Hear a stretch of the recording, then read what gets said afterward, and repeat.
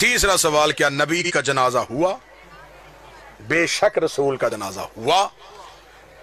अमीर अल मोमिनीन अली इब्न अबी तालिब ने पढ़ाया, क्योंकि मासूम का जनाजा हमेशा मासूम पढ़ाते, हुज्जत का जनाजा हमेशा हुज्जत ही पढ़ाते। सिर्फ जनाजा नहीं, 3 दिन तक रसूल की मैयत रसूल के हुजरे में पड़ी रही। अब यहां पे आके सिर्फ उस गैप को छुपाने के लिए कि 3 दिन मुसलमान कहां पे रहे, यहां पे आगे बच्चों के सवाल रख दिया, बेटा नबियों के जनाजे नहीं होते, नबियों के जनाजे नहीं होते, नबी दफन तो होते ना भाई, दफन तो होते हैं, तो जनाजे में नहीं थे, तदफीन में कौन कौन था?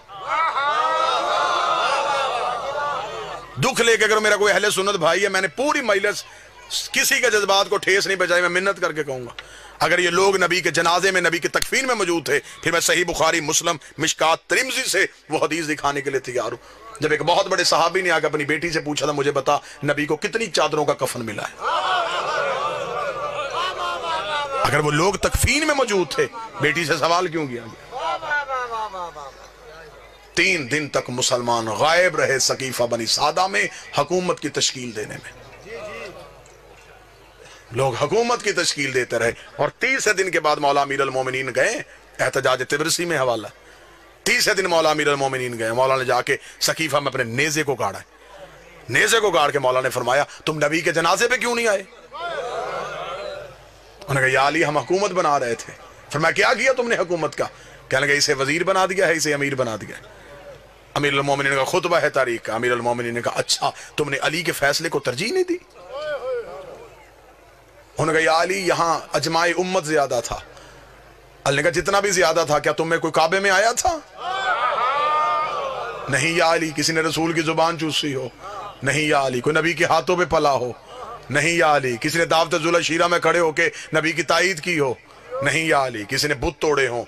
नहीं या अली। किसी ने हिजरत की हो? नहीं या अली। कोई मदीने में रसूल के साथ चलता रहा हो? नहीं या अली। कोई फातिह खैबर हो? नहीं या अली। कोई कुल्ले ईमान हो? नहीं या अली। कोई यसूबुद्दीन हो? नहीं या अली। कोई कायदे गरल मजल्लीन हो? नहीं या अली। कोई फातिह दरैन हो? नहीं या अली। कोई नुक्ता बाय बिस्मिल्लाह हो? नहीं या अली। किसी ने अंगूठी दे के विलायत खरीदी हो? नहीं या अली। किसी के दरवाजे पे तारा कमी बन के आया हो? नहीं या अली। किसी की बतूल जैसी बीवी हो? नहीं या अली। किसी का हसन जैसा बेटा हो? नहीं या अली। किसी का हुसैन जैसा बेटा हो? नहीं या अली। किसी ने नबी के हाथों अपना ऐलान विलायत करवाया? नहीं या अली। इतना कहना था या अली घोड़े की जीन में बैठे, अली ने नेज़ा सकीफे से उखाड़ के कहा तुम जितने भी ज्यादा थे, मैं तुम्हें कह दूं मैं भी निकाह से, मेरा बाप भी निकाह से, मेरा दादा भी निकाह से, हम निकाह वालों के बेटे हैं, गुनाह वालों के बेटे रहे।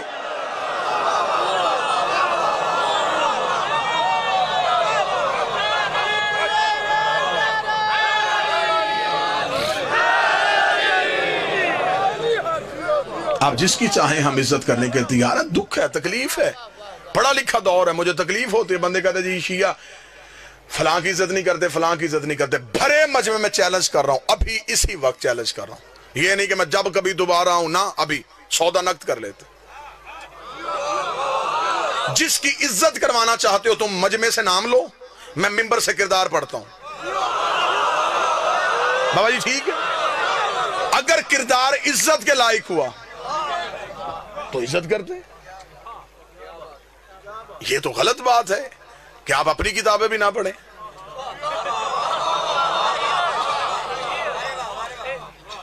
हमारे ऊपर दोहरी जिम्मेदारी है, हम अपनी भी पढ़ें, फिर आपकी पढ़ें, फिर उनमें से चीजें निकाल के आपको दिखाएं। और मेरी जान अपनी किताबें तो पढ़ो।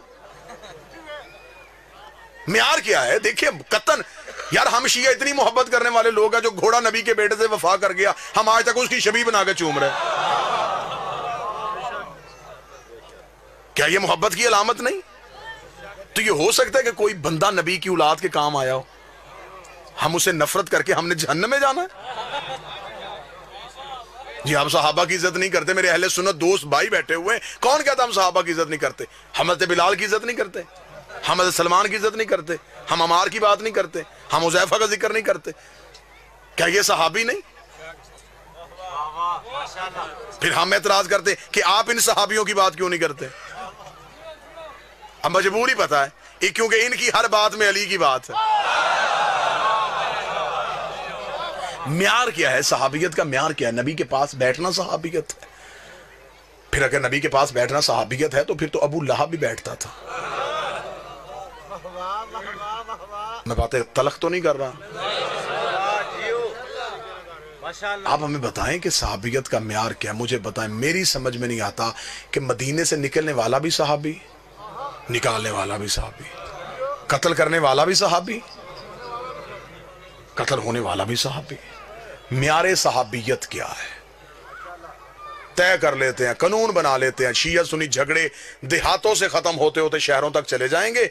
यहां से यहां तुम बिल पास करो, पार्लियामेंट हाउस तक बिल पास करवा लो। हम शिया सबसे पहले दस्तखत करने के लिए तैयार हैं। हमसे कुरान के हाशिए पे दस्तखत करवा दो, हम लिखने के लिए तैयार हैं। जो भी मुसलमान कलमा नबी का पढ़ेगा, किसी सहाबी को बुरा कहेगा, वो काफर, वो जहन्नमी, वो मुर्ताद, उसे फांसी, उसे सजाए मौत। जो सहाबी को बुरा कहे उसे मलाउन समझा जाएगा, जो सहाबी को बुरा समझे उसे जहन्नमी कहा जाएगा। अगला कानून भी तुम्हें मानना पड़ेगा, जो बुरे को सहाबी कहे उसे भी मलाउन कहना पड़ेगा। शिया मरता मर जाता है, यजीद को रजी अल्लाह नहीं कहता। एक लम्हे के लिए घरों में बैठ के सोचो कि इस्लाम तुम्हें क्या दे के गया है। कोई मुसलमान यहां हाथ रख के नमाज पढ़ा, कोई यहां हाथ रख के पढ़ा, कोई यहां हाथ रख के पढ़ा, कोई खोल के पढ़ा। जो यहां हाथ रख के पढ़ा उसे पूछो ये क्या जी? रसूल यहां हाथ रखते थे, ये रसूल यहां रखते थे, ये रसूल यहां रखते थे, ये रसूल ऐसे पढ़ते थे। ये काम दिन में नबी 5 दफा करते थे।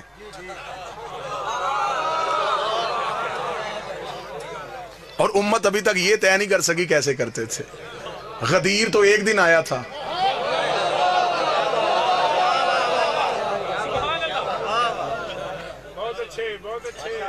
आओ जिद्दे छोड़ो, बहसे छोड़ो, आले मोहम्मद के दरवाजे पे आओ। इनसे बड़ा कायनात का बादशाह कोई नहीं है। नबी के बाद वसीला ये है, नबी के बाद हदायत का सारा सिलसिला इनके पास है। कहते जी नहीं, रसूल के जनाजा, नबियों का जनाजा नहीं होता। चल, नबियों का जनाजा नहीं होता। चंद दिन गुजरने के बाद इस नबी के घर से दूसरा जनाजा उठा। वो नबी की बेटी का जनाजा था। 75 या 90 दिन की रवायत मिलती है, या 75 दिन जिंदा रही या 90 दिन जिंदा रही बेटी रसूल की। उम्र मुबारक कितनी थी? जितनी करबला में हुसैन के अकबर की उम्र थी। ये उम्र थी मेरी शहजादी की, जब दुनिया के दुखों से किनारा करके गई है मोहम्मद की बेटी। चल, मुसलमान नबी के जनाजे पे नहीं आ सके, रख मौलवी के सर पे कुरान, मजलिस से जाए, कलमा नबी का पढ़ता है, तुझे रसूल की इज्जत की मैं कसम दे रहा हूं, कलमा नबी का पढ़ता है, जाकर रिसर्च करनी शुरू कर दे। मौलवी के दरवाजे खटखटा। नहीं आए थे मुसलमान नबी के जनाजे पे, बता ज़हरा के जनाजे पे कितने मुसलमान।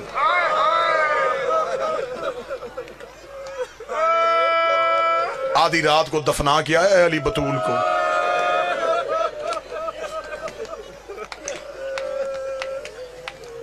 अब हम क्या करें? हम दर्द पढ़ेंगे, मर जाएंगे शिया। सारी रात अली ज़हरा की कब्र पे बैठ कर कुरान पढ़ते थे।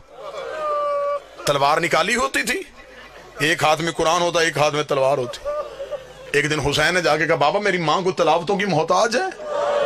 फरमाया कुरान पढ़ने नहीं आता, ऊंची आवाज में इसलिए पढ़ता हूं इन्हें पता चले अली कब्र पे पहरा दे रहा। क्या ये गरीबी नहीं थी मेरे बादशाह अली की?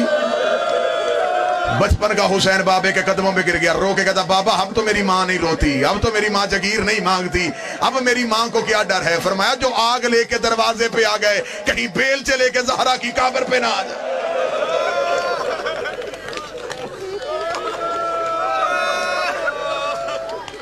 रख मौलवी के सर पे कुरान। थोड़े अरसे बाद इस नबी के घर से तीसरा जनाजा उठा। वो नबी के बेटे का जनाजा था। वो नबी के बेटे का जनाजा था। मुझे सर पे कुरान रख के बता, कभी कोई जनाजा घर से निकल के फिर घर आए?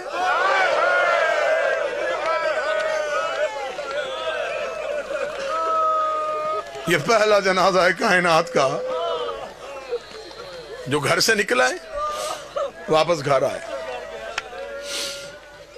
70 तीर निकाले हैं बहन ने भाई के जनाजे से। मैंने पढ़ दिया, आपने सुन लिया। 70 तीर निकाले हैं ज़ैनब ने हसन के जनाजे से। बिस्मिल्लाह। वाजिबुल एहतराम काबिल साद एहतराम खतीब आलम इस्लाम सरकार अलामा किबला अली नासिर अल हुसैनी साहब तशरीफ ले आए। बस यहीं पे 2 जुमले पढ़ूंगा, बस यहीं पे जो बंदा है मैं मुसाहिब छोड़ूं तो फिर जो आगे आना चाहे वो आगे आ जाए। 70 तीर निकाले हैं ज़ैनब ने हसन के जनाजे से।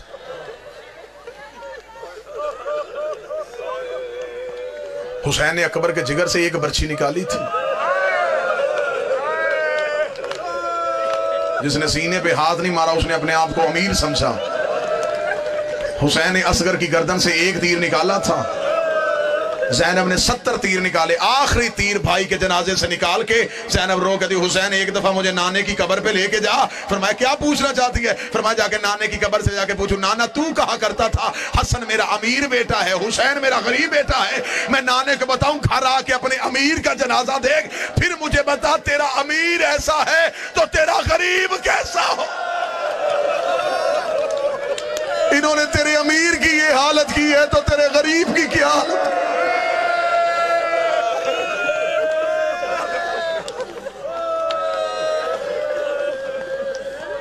4 जनाजे मैंने पढ़ दिए। सर पे कुरान रख के बता 5वां तो उम्मत ने उठाने ही नहीं दिया।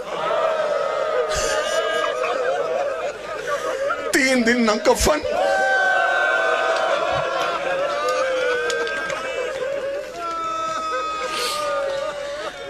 अपनी अपनी लाशें दफना के चले गए। हुसैन की लाश करबला के जंगल में 3 दिन तक बगैर कफन के पड़ी। अल्लामा हाफिज कफायत हुसैन अपनी किताब में लिखते हैं, उम्मत ने 7 हिस्सों में हुसैन की लाश को तकसीम किया। किसी के हाथ हुसैन का अमामा आया, कोई हुसैन की अबा उतार के ले गया, कोई हुसैन की कबा उतार के ले गया। एक कमीने ने सैयद के कमरबंद पे हाथ डाला, हुसैन की मैयत कांपी, आवाज आई हया कर मेरी लाश में मेरी बहनों ने आना, शर्म कर मेरी लाश में मेरी बेटियों ने आना।